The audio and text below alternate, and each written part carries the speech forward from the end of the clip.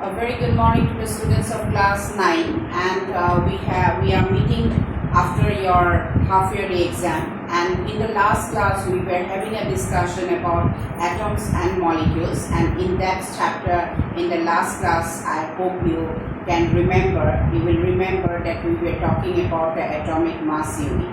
So just to refresh you, because it's a long time that we met, so to make you more refreshed with what we have discussed in the last class.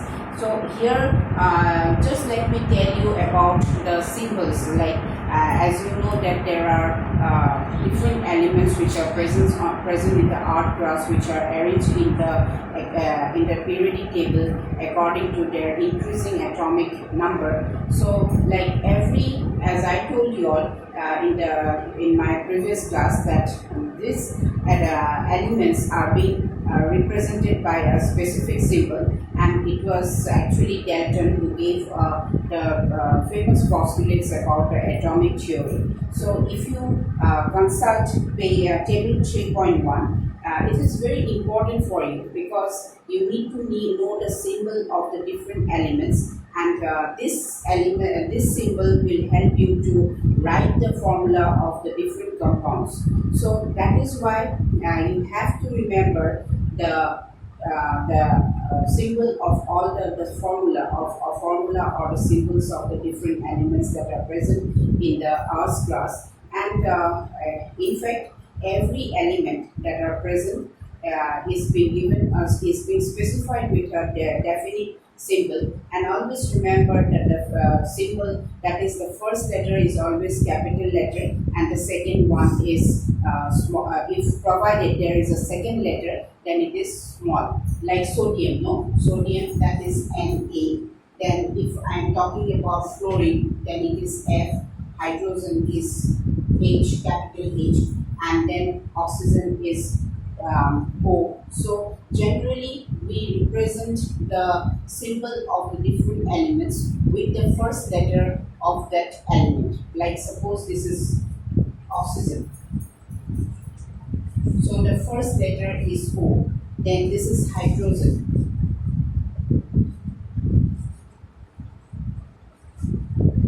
Right? So the first letter is H. That is why it is capital H. Then fluorine. So the first letter is F. Now when there are some elements which have actually no two elements have the same symbol. Like sulfur. Sulfur, it starts with, the symbol is S and it starts with S. So that is why the symbol for sulfur is S. But in case of sodium, SODIUM, sodium, the symbol is S. So here we cannot write S because already we have assigned the number, letter S for sulfur. That is why we take the Latin name for sodium, that is natrium. Right? So the first two letters, that is Na, so capital letter N and small letter A. Why the scientists have not assigned N for sodium? Because already for nitrogen we have the symbol N. Right? Here you see the first letter of nitrogen is N. That is why the symbol is assigned for the symbol that is assigned for nitrogen is N. That is why here we took the name, the scientists took the name for natrium for sodium, and that is why it is Na. The first letter starts with capital N and the second letter is small n, A, but please remember that it will not be Na. Right? So it is always the second letter is assigned with a symbol A. Okay, so this is, please refer to table 3.1 where the symbol of some of the elements are being given, like aluminium. What is the symbol for aluminium? It is Al, that is first two letter, then argon, the first two letter Ar, then barium, the first two letter BA. So you just observe in that table the symbol for the different elements, that the first letter will always starts with a capital letter, and the second letter is given the like the small letter is being used. So now next you talk about boron. So capital letter B, then bromine, capital letter B, and the second letter is Br. Then calcium, small Ca, where C is capital and A is small. Then carbon, it is C. Then chlorine, Cl. Then cobalt is Co. Then copper is Cu, because it is derived from the word cuprum. So fluorine is F, gold is aurum, so that is why Au. Hydrogen is H, iodine is I. Then iron is derived from the letter ferrum, Fe. Then lead is derived from the letter plumbum, so that is Pb. Magnesium, Mg. Neon, Ne. Nitrogen, capital N. Oxygen, O. Potassium, K. Silicon, Si. Then silver is Az.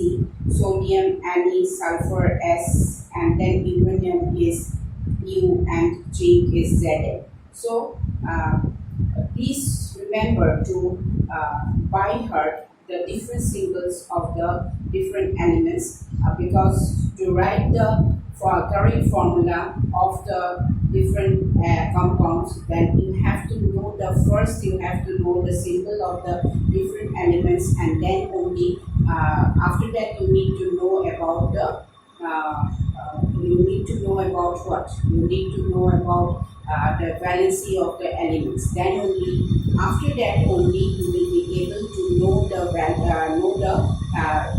procedure to write the correct formula of the different compounds. So next we come to the atomic mass, which is a very important concept in regarding atomic mass, which I have already explained to you, but to refresh you. So what is atomic mass? Right? So here what happens is that the most remarkable concept for which Dalton's atomic theory proposed was that about the atomic mass, right? And then when you in fact what Dalton actually proposed, that each element have their own characteristic atomic mass, right? So that means every element will have an atomic mass of its own. So this, as you know that we also have a mass of every one has a characteristic mass of its own. So this theory actually explained the law of constant proportion, and then it gave the scientists the new concept about the atomic mass of an element. So here what happens is since like to determine the mass of an element is a very difficult task, and that is why the relative atomic mass was being determined, and this is determined by using the law of chemical combination and the compounds that are being formed. So if you take the example of carbon monoxide, like carbon monoxide.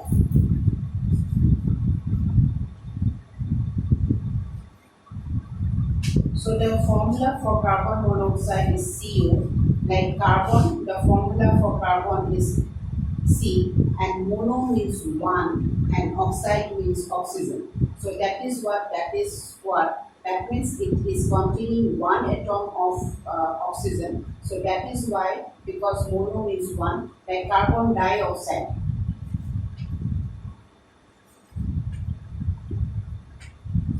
Dioxide, here carbon is C, then di means two, and oxide means oxygen. So that means there are two atoms of oxygen, that is why it is carbon dioxide, right? So if you take the example of carbon monoxide, then what happens here, 3 grams of, it was found experimentally that 3 grams of carbon will combine with 4 grams of oxygen. So that means what happens, that means the carbon will combine with 4 by 3 times of, that means 3 grams of carbon will combine with 4 grams of oxygen. That means if you that means the carbon will combine with 4 by 3 times of oxygen, right? So that is why when you are defining the atomic mass in terms of like atomic mass unit, no, atomic mass unit. So it was previously it was AMU. That means atomic, A for atomic, then M for mass, and then U for unit. So what happens now, according to the IUPAC nomenclature,